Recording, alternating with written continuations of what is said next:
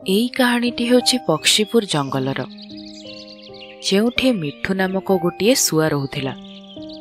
मिठू एई किछि मास हैला जन्म नैथिला, आउ तार माँ बहुत दुर्बल थिला। तेबे से मिठू को जन्म देकी ही मरीगला।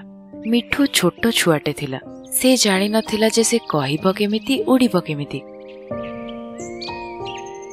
धीरे धीरे समय बीतुथिला। मिठू अन्य मानंकु देखि देखि उड़िबा शिखिगला, किंतु मिठू केबे कथा कहि पारलानी। कहिबाकु गले से गोटे गुंगा चढ़ैथिला। मिठू भी अन्य मानंक भली भाबुथिला, मु केतेबेले अन्य मानंक परि कहि पारिबी, मु कोन एमिति ही थिबी।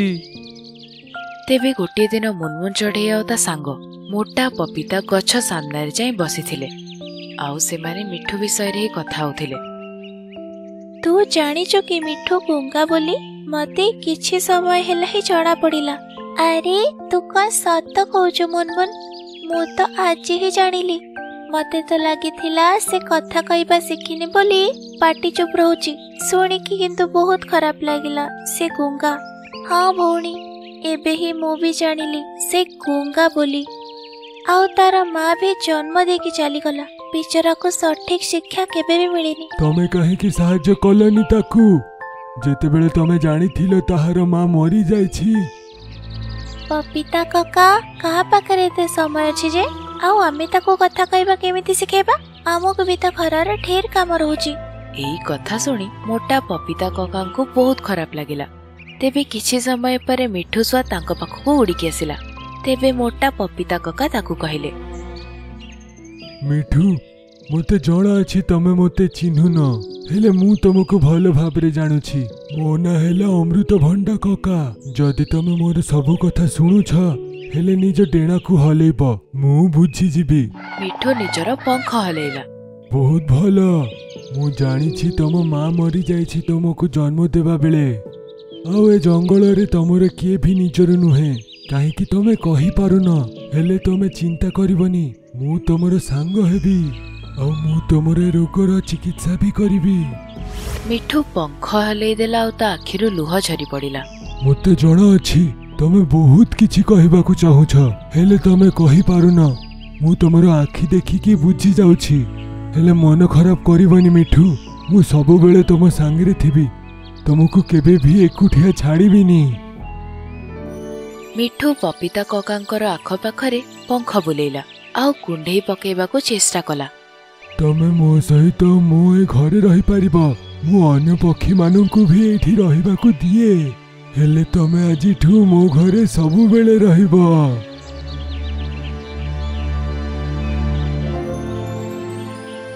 ता परदिन सकाळ जेतेबेले उठिले, तेबे पपीता कका से चढ़ई को डकई पठेले जंगलर सबुठु भल डाक्तर पाई, जेमिति मिठू सुआर चिकित्सा हेई पारु।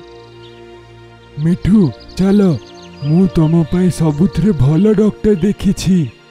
सिए तमर चिकित्सा करिवे, तापरे तमे भी कथा कहि पारिबो। आउ मिठू सुआ मुनमुन चढ़ई सहित बाहरी गला।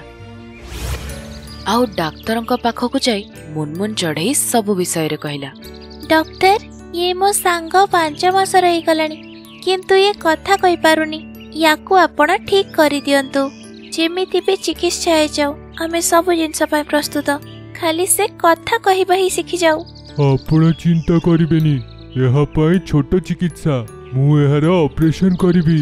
आपणंकु टिके एक्सरसाइज करेबाकू पड़िबो। आपण तार चिकित्सा करंतु, मु बाकी एक्सरसाइज करई देबी। आपण जेमिति कहबे सेमिति ही हबो। हाँ हाँ, मु किछि औषध लिखिकी देबी, आउ किछि एक्सरसाइज कहि देबी। आपण टिके एटा करई देबे, आउ 2 दिन परे आकु पुणी नहीं आसीबे, आउ से दिन मु ऑपरेशन सारिबी। तेबे से माने पपीता कका पाखरे जाई पहुंचिले। मोटा पपीता कका सबु औषध ठीक समय रे देले। आउ आगामी 2 दिन जाए सेमिति ही कहला, जेमिति डाक्तर कहिथिला। 2 दिन परे मुनमुन चढ़ई डाक्तर पाखकु मिठू सुआकू नेकी गला।